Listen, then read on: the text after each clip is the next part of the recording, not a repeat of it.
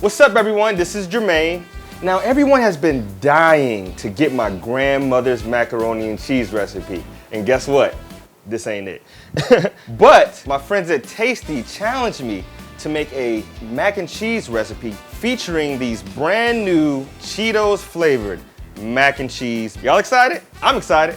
Let's do it. First, I'm going to start with a rough chop on half of an onion, peel 3 cloves of garlic, and then add them to the blender. So we're going to blend this until it's smooth, and if it gets like kind of stuck in there, get a little tight, add a little olive oil in there to loosen it up. So now it's nice and blended, there's no more chunks. Now before we add this to our pot, we're going to add butter. You want to make sure the butter is fully melted before you add the onion and garlic mixture. And also, be careful not to burn your butter because you don't want to burn the butter. Okay, our butter is melted, so now we can add the mixture. It doesn't look very appetizing, but it smells delicious. Put the heat up a little bit, and then we're gonna cook the onions and the garlic. So you want this to go for about another like 3 minutes or so. Once again, stirring it to make sure it doesn't burn, but you just want it to cook a little bit because you don't want raw onion in there. While our onions are cooking, I'm gonna add the noodles to some boiling water. Today, I'm using elbow macaroni. Time for the cheese sauce. I'm going to start with the heavy whipping cream and add it to my onion mixture. Then next, and lastly, our aged white cheddar.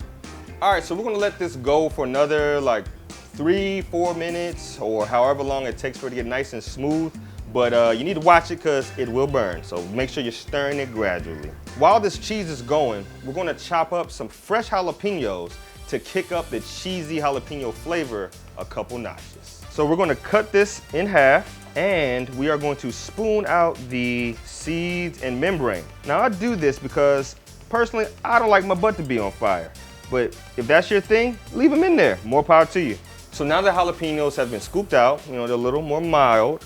We're gonna give them a fine chop on there. We want the jalapenos to be evenly distributed through the jalapeno layer. Remember your knife etiquette. We don't want you losing any digits today. All right, jalapenos are done, cheese is done, noodles have been drained, time for assembly. So first, we're gonna add our cheese sauce to our al dente noodles. And then we're going to give it a quick stir. And you want to make sure that you save about 1.5 cups of your cheese sauce because that's going to be the base for what we pour over top of the tower. Ooh-wee. I'm adding some more unmelted cheese because this is going to help hold together those layers because this is going to be a tower and it's going to be beautiful. Give it another stir, add a little more cheese, give it another stir. Ooh, baby. If your mac and cheese doesn't look like this, is it really macaroni and cheese? I mean, like, is it for real? Okay, so next we're going to distribute this into our 3 different bowls for our 3 different layers. It's about 4 cups.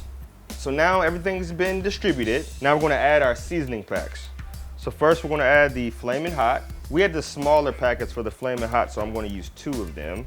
And then we're going to add the jalapeno. And now for the jalapenos that we chopped up earlier. It's looking very Cheeto-y already. It kind of looks like that cheese dust that you get stuck on your fingers. And lastly, our original cheese flavor. We're gonna save half of this packet for the cheese sauce at the end. Okay, so now we're gonna add the egg, which is another binder that's gonna hold this whole thing together. We're gonna put 1 egg into each bowl. So now we're gonna stir this up. Look, this is already starting to be flaming hot color. I can't wait to see this thing. That egg is acting as a nice binder to kind of bring it all together, and then when it cooks up, it'll help everything just firm up and stay together. Our next step is to add them to baking pans. Now, each one of these baking pans have been greased with butter, and they've been lined with parchment paper that I cut out to fit in the bottom. You want to make sure these pans are really, really greased because you don't want the macaroni and cheese sticking. You want it just to pop right out. When you add the macaroni in, you just want to flatten it out to make sure it's filling the bottom of the pan. All right, I don't know about y'all, but this looks crazy. I can't wait for it to be done, man. So we're gonna add some Colby Jack cheese on the top of each one of these. That way when we go to flip it, it kind of locks it in and stays together. You just want to lightly cover the top of it. You don't have to go overboard. You got enough cheese in here already. So now we're gonna bake these for about 45 minutes on 375. Now this one is gonna take longer to cook, and these are probably gonna be done a little sooner, so you may pull these a little earlier. All right, so now for the moment of truth. We're gonna flip these bad boys out and hopefully, hopefully it came out right. All right, so I'm putting the cake stand on the top. We're gonna flip this thing over. Hopefully If I buttered this enough, it'll just pop right out. Let's see. All right, this is our first layer, cheesy jalapeno. Ooh, that thing is perfect. Now time for the next one, flaming hot. Ooh, holding form. Let's take the parchment paper off of this one because it's still there.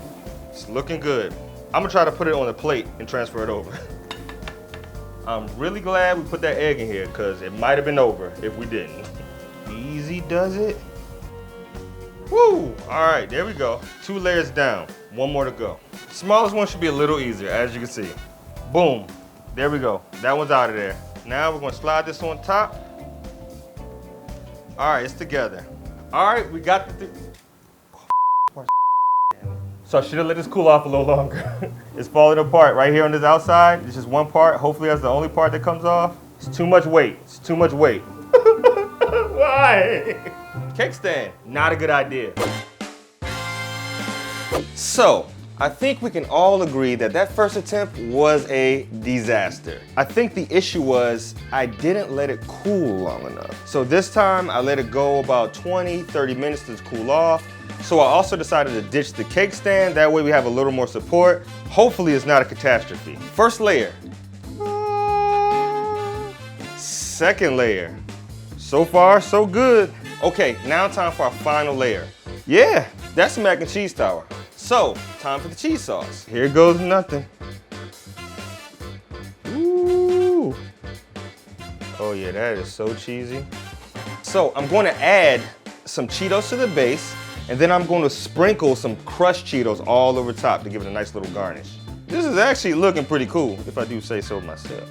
Now for our parsley. There it is, voila, a Cheetos mac and cheese tower.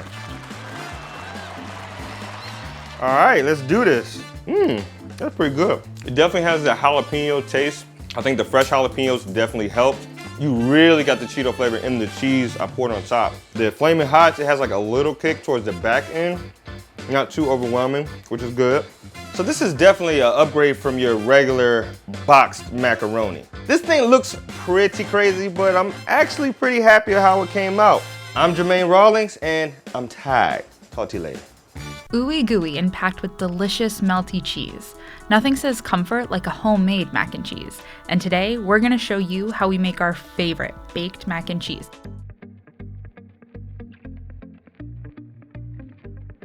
Countries across Europe were creating versions of this dish dating back to the Middle Ages. There's even a recipe in a 14th century Italian cookbook for sheet noodles cut into squares and sprinkled with grated cheese. While serving as a diplomat in France, Thomas Jefferson tried the French version and loved it so much he requested that his enslaved chef, James Hemings, recreate it. Historians believe Hemings should be given the true credit for bringing this dish to life. Just like Hemings, many other enslaved chefs set the culinary example across America and often aren't credited for it. Hemings' dish was served in 1802 at a state dinner. The dish grew in popularity from then on. So how do you make mac and cheese? There's only one place to start, and that's the noodles. There's so many options when it comes to pasta. There's radiatori, fusilli, cavatelli, shells, and probably the most commonly associated with mac and cheese, elbows. We recommend any short, curly pasta. We've decided that our favorite pasta for mac and cheese are shells. They're just the perfect size, and their shape allows you to get a beautiful burst of sauce with each noodle. So let's get cooking. We're going to boil the pasta in well-salted water for 2 minutes less than recommended on the package. You want the pasta to have a slight bite because it'll actually finish cooking in the oven. When it comes to mac and cheese, there are 2 types of cheeses we need. A melting cheese, which adds to the texture, and a flavored cheese, which adds to the taste. So what is an ideal melting cheese? American and Velveeta are both great melting cheeses because they have sodium citrate in them, which, as it melts, gives this creamy, gooey texture. Mozzarella is also a good melting cheese because it's super creamy and makes great cheese balls. But for our melting cheese today, we're going with American. And what makes a good flavored cheese? A few that are great for flavoring your mac and cheese are Fontina, which has a buttery and fruity flavor, Gruyere, which has a sweet, nutty, earthy flavor, Smoked Gouda, which has a meat-like flavor, Havarti, which has a sweet, herby flavor, and Cheddar, which has a bold and bright flavor. We've chosen sharp cheddar as our flavor cheese. This gives you the best of both worlds and creates the cheesiest, creamiest, and gooeyest mac and cheese. You always want to shred the cheese yourself because the pre-shredded cheese from the store is usually coated in additives that make it harder to melt. Now, we all know mac and cheese is only as good as its cheese sauce. We're gonna start ours by adding some butter to a pot. Once it begins foaming, we'll add some mustard powder and cayenne and toast them for about a minute. Seasoning the dish at this step will really help to add depth of flavor. The spices will bloom and become aromatic, which will enhance their flavors and boost their intensity. Now, while you can season your mac and cheese with anything you want, we're keeping our recipe pretty simple. The bit of heat from our spices will help cut through the richness of the cream sauce, providing some nice balance. Now to add our liquids. The 3 most common liquids people use for mac and cheese are usually milk, heavy cream, and evaporated milk. The biggest difference between the 3 liquids is their water content. We found the combination of whole milk and heavy cream gave the best flavor and creamiest mouthfeel. Once our liquids come to a simmer, we'll add an egg. This will give the mac and cheese a custardy-like texture that helps the sauce bind to the pasta really well. Just be sure to temper your egg by adding a little bit of the warm milk mixture first. That way we don't end up with scrambled eggs. Let's add our cheese. Now this is the tricky part because while extremely satisfying, things can go very wrong here. Some cheeses melt differently than others, causing the fat and oil to begin to separate, resulting in a grainy sauce. But we've designed our mac and cheese to be foolproof. Since we aren't using a roux, our mac and cheese sauce won't crack. Another way to ensure your sauce won't crack is by adding cornstarch. Adding it directly to the cheese mixture rather than creating a slurry will help the sauce thicken more evenly and prevent clumping. And the key to evenly melt the cheese and ensure a proper emulsification is to add the cheese off of the heat. Keep stirring while adding the cheese handful by handful. You'll know your sauce is done when the cheeses have melted smoothly and it's slightly thickened. While the mac and cheese bakes, the sauce will continue to thicken. So we want to make a super creamy sauce to start so that when it's finished baking, we don't end up with a dry mac and cheese. We'll add our cooked shells to our cheese sauce and coat. Wow, I'm drooling. Let's add this to the baking dish and top with more cheese. We found that the combination of cheddar, mozzarella, and Parmesan cheese creates the most delicious and satisfyingly golden brown and crispy top. It's time to bake. We're focusing on the classic baked version. Baking mac and cheese allows you to get that crunchy, cheesy top and the best corner pieces. Some people cover their mac and cheese with foil to help prevent the dish from drying out while it's in the oven. We've made the ultimate saucy mac and covered our entire dish in cheese, so we don't need to cover it with anything additional. Since we want a crispy top to complement our saucy mac, we want to finish the dish under the broiler. The oven alone will help the topping melt, but the broiler will give it that iconic golden brown and crispy top we're after. It's the moment we've all been waiting for. But hold on. Before you sacrifice the roof of your mouth for this ooey gooey goodness, make sure to let your mac and cheese rest for at least 5 minutes. This will allow the sauce to set up a little and achieve its maximum creaminess. With mac and cheese, the opportunities are endless. You can have it as a side, in a bread bowl, or simply as is. It's filling, warm, and comforting. This mac and cheese is as Gouda as it gets. Shell yeah!